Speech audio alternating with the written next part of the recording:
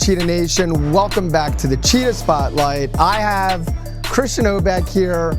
You know, it's almost like I'm a little bit biased, to be honest. I mean, you obviously I'm a fan of yours. You know, like we're pounding it out in the hallways, we're pounding it out in the bowling alleys. You know, you're side by side with my son, but it's honestly it's a pleasure to have you here today, Christian, because I've never sat down and just talked to you other than just knowing that you're a good kid. Thank you, Mr. Zach. So I'm ready for this.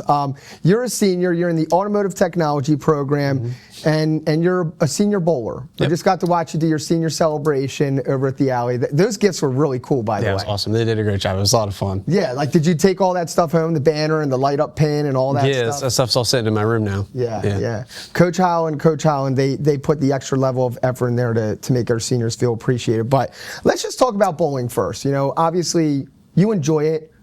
You're a 4-year starter or 4-year player?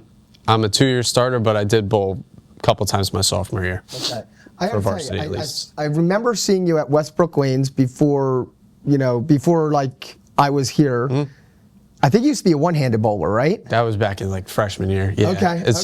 Since then, I've switched over to two-handing, and I haven't looked back. You're all in on the two-handed. But yeah, for now, that's how it's going to be for a while, I think. Okay, so talk to the people out there in the world about bowling. Like, I only maybe 10 years ago just started learning about oil patterns and understanding like that stuff and how lefties, like why lefties even have an advantage. Like, what do you think started to put you over the edge? Because what's your average right now? I think it's right around 180. Okay. Last week I went bowling, I got exactly 100 less than you. That's okay. Which I thought was a good day for me.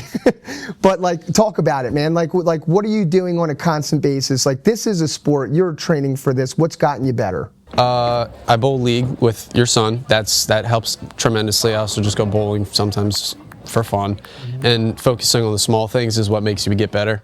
Every little small thing can change the game of bowling by a lot. So, did you have anybody like when you were doing that transition from one-handed to two-handed bowler? Did you have training? No, I kind of just looked at the guys. There were a couple guys on varsity ahead of me who were good at it, and I just looked at them. The coaches didn't want me to do it because it's still not a conventional way of playing the sport. Yeah. But I looked ahead to my peers and saw how they two-handed bowling, and then I just worked it out from there. I got better as I went on.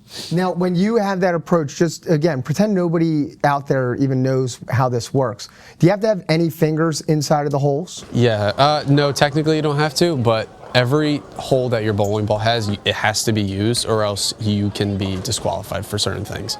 So you can use like the thumb plugs and stuff like that? Yes, so my ball currently only has 2 finger holes, one for your middle, one for your ring finger. The thumb hole is completely patched. There's no thumb hole at all. Really? Yeah, and that's you have to use it that certain way, or else the people can get you in trouble. And is that the ball that you were using when you were a one-handed bowler? No, I used to have 3 holes, and then once I switched over to two-handing, I got that completely fixed. I had the thumb hole taken out.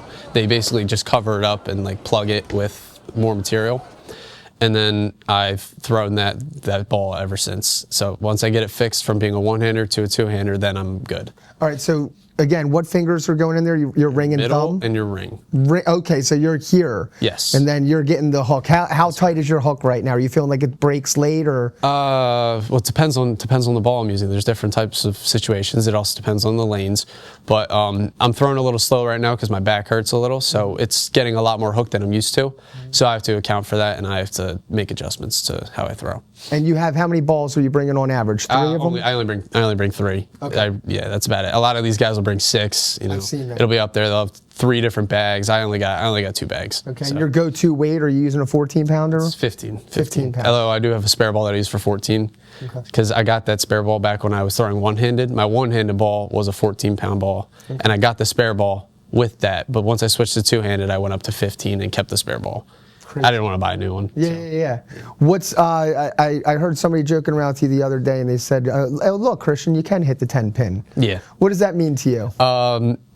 Means I need more practice on them, quite frankly. I struggle at them sometimes. I have my off days, but those 10 pins can be the make or break in a good score. You know, every spare you miss could be 10 pins off of your total score, and that's detrimental to the team. Super. And my own score. You know, it feels better seeing a 200 up there than like a 160. Yeah, absolutely, man. Well, it's phenomenal watching you, and I just enjoy hearing about all of it. So you guys just recently had a huge win, and tell us about that. At the tech tournament? Mm-hmm. Yeah, that was great. So we it was an all-day thing. We got there at probably like 12 o'clock, and we had some practice time, and then once we started bowling, it was best you bowl 3 games.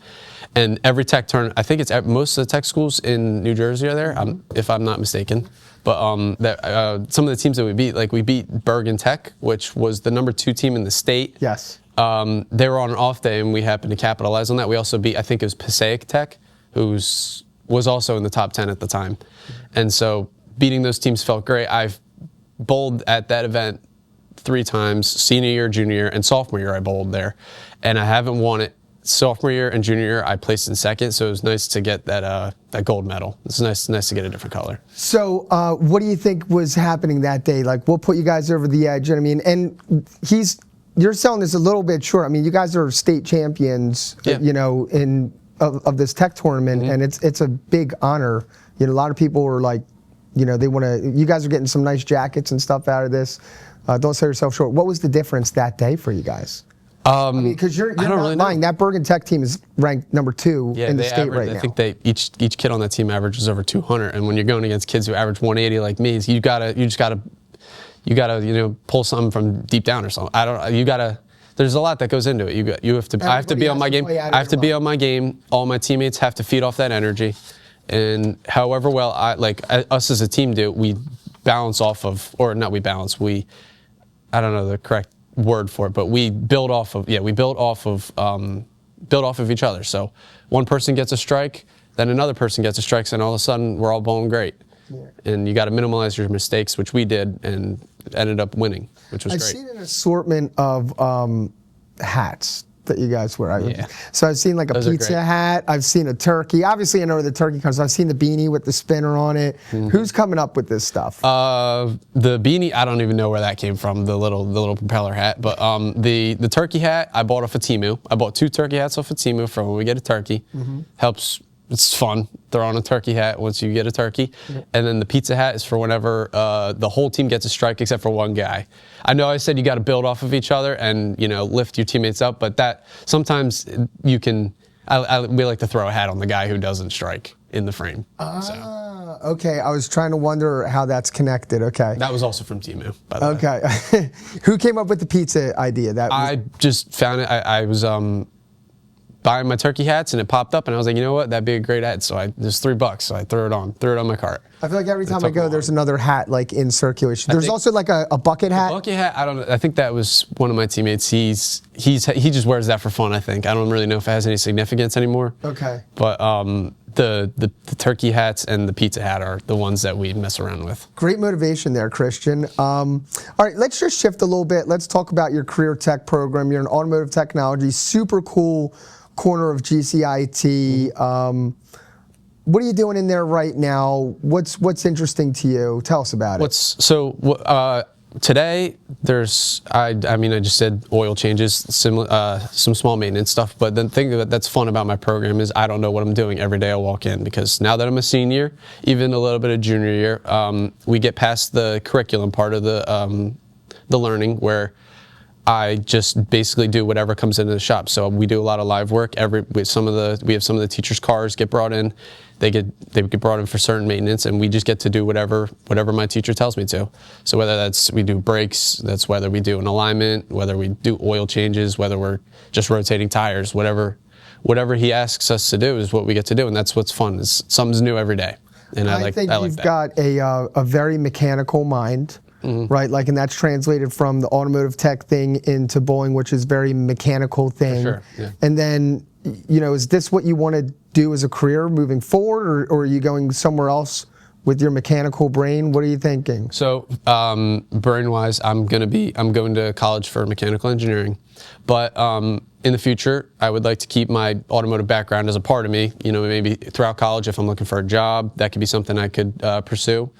maybe past college, if I'm looking to do something automotive related, that's also a possibility. So I'm keeping the doors open for what my future is automotive wise. Good stuff, Christian. And just so you know, like if I had half the knowledge that you did in automotive stuff, you know, I would have saved tens of thousands of dollars at this point in my life. So Yeah, we're talking about like a skill that's going to save you money and it's going to be helpful. That's part of the reason why I did auto. I was always interested in cars. My previous just interests in general throughout growing up, but I thought it would be a great skill to know everything I've learned throughout my life. So that was really one of the main reasons I came here. That was just to learn and, you know, carry that information with me throughout life. And you've had like an interest in cars for a long time because you're telling me about your tradition that you have with your dad, right? Yeah. We just went to the Philadelphia Auto Show. We go there every year. We've been doing it for probably either 14 or 15 years.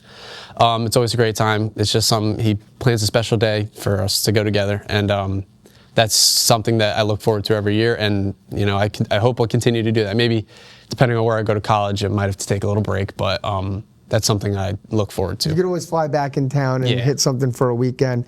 What's the car that you look for when you go there? It changes every year. You know, sometimes the car I'm looking for isn't there, but a lot of the companies that usually bring their cars have started to drop out. So the cars I look for are actually like just the basic ones, you know, the new ones that come out. Like you got new Challengers, there's new Fords that are fun to watch and look at. There's all these electric cars coming out that I enjoy seeing. Those are a treat to check out. Yeah, I love the Challengers. I like the way they look. I don't like the new ones as much because I think they should have kept their V8. But other than that, I think Dodge is doing some pretty cool things. Yep. Same thing with Cadillac. I like Cadillac a lot now. I love them all. And the electric cars are they're getting so futuristic. They're getting super fast, and they're becoming the new wave, which I'm sort of starting to understand a little bit. I like my original cars. I like my cars making noise, but sometimes the electric cars, they might be the new future, which is something we gotta all accept. Yeah, one year I went to the auto show and they had an F650 stretch excursion conversion truck, and I've been looking for one ever since. Really? Yeah, I had an opportunity. I was telling Mr. Leary a couple weeks ago. I had an opportunity to buy Shaquille O'Neal's, and I passed up on it, but I should have grabbed it, man. That would've been awesome. Well, you want to know what did me in? Is I'm a huge Spider-Man fan, and he had all these Superman logos all over it, and I was just like, I can't do it. Yeah, you can't go against your beliefs, right? No, I'm not a DC guy, I man. understand it. Me neither. I like my Marvel. My dude. So let's get into just a couple fun and personal things about you. You had a fun, surprising fact about you in here, and it was that you love to go out and eat all kinds of sushi. Yeah, so tell us about that. What are you ordering? Where are you going? I order the whole menu if I could, but there's a couple places to go. There's a couple places in Glassboro I love to go to, mainly all you can eat, so I can get my money's worth.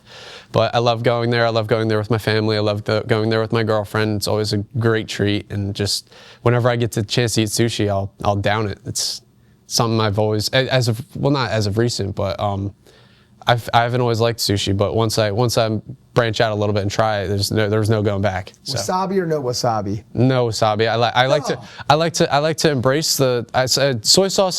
Depends on the day. It also depends on the roll. Wow. Yeah. So you're going all in, authentic sushi, no toppings. You gotta embrace the true flavors. You know. Minimalist. I love it. Good stuff. And if you could have sushi with any athlete, celebrity, whatever, you would pick? I don't know if he's like sushi, but I'd like to sit down and have a dinner with Jalen Hurts. Okay, what about Jalen Hurts is the person that you're choosing? He's one of the most mature and focused athletes I've ever seen. I've never personally met him, but it would be a pleasure. But everything he does is he always says the right things. He's always doing the right thing. He seems one of the most focused and determined people like out there. And it'd just be great to sit down and have a talk with him. I could learn a lot from him. Good stuff, Christian. And, you know, on our last show, we had Lily Mallard, and she chose the 90s music. I'm sorry, because according here, your favorite hype song is Pearl Jam. Pearl Jam. Even though that would have been a great category for you. I still don't know how well I would do if that was my category, but I'll try my chances. We'll see. Right. Well, we're going to hit you with some 80s pop culture. Do you think you're ready? I can't do the 90s? No, man. I read all the questions already for that. So we're going to go into 80s thing. Oh, no. I'm scared now. I think you got this, man. I think you got this. I'm going to start you off with a super, super easy one. Okay? said that last time. It wasn't very easy. But, all right, let's do it. All right, what was the name of the arcade game that was featured heavily in the movie Tron from 1982? I love this movie too. Is it just Tron? It's Tron. Yeah. You got it, man. All right, you're 1 for 1. You ready for the second one? All right. Again, easy one. I want you guys to win. You ready? All right. What colorful toy promised that you could transform from robot into any vehicle that you wanted?